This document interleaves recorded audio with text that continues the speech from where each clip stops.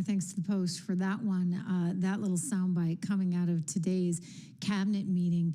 Look, I think that he's darn right on the inflation stuff. It's come down to an acceptable level. And that's a really, really, really important thing, okay? It's really important. Everything that's happening right now, really and truly, is so important, you guys, and I can't underscore that enough, because we're coming up on some really high stakes with midterms fast around the corner. And when I say high stakes, what I mean is, cancel culture on steroids. To think what they were saying, the seditious six, right, with the tape, and then going out onto the Sunday shows and basically saying, hey, we're going to come after you. We're going to come after the military if you follow these orders that we don't agree with. You don't agree with them? Wow. Okay, so why didn't anybody go after Clinton, Obama, Biden?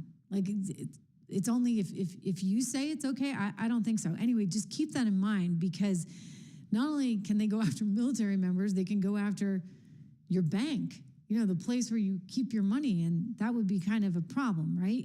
Donald Trump is trying to take some steps right now to undo some of what they did, but you had politically motivated regulators that were leading to the closure of Americans' bank accounts. And believe me, if they had their way, they would have been in there even more. Remember Janet Yellen saying anybody who makes more than $600, has more than $600 in transactions a year, was fair game? It was like, whoa, what are you doing? That's how you're going to go after billionaires evading taxes.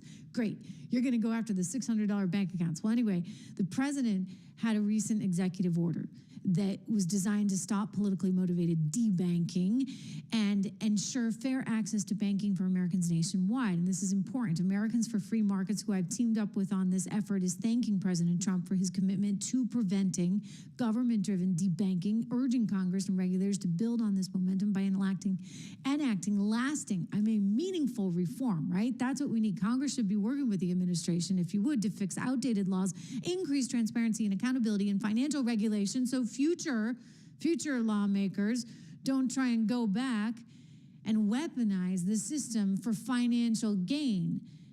Having regulators go in there and tell, oh, we don't like her, we don't like him, we don't like her, and the regulators are then forcing the closure of bank accounts? They get to have that kind of power? I'm sorry, I don't think so.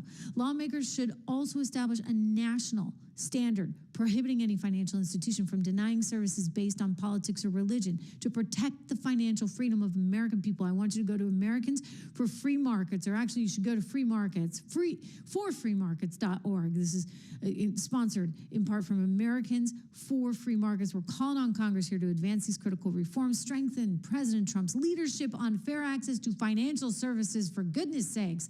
This can't happen again, but I'll tell you, they can't win again, right? So this is part of the effort for freemarkets.org, because look, now I don't want to sound like them, for goodness sakes, but how many times did we have to hear them say, if they win, then look what's going to happen. If Donald Trump wins, look what's going to happen. Well, another little story.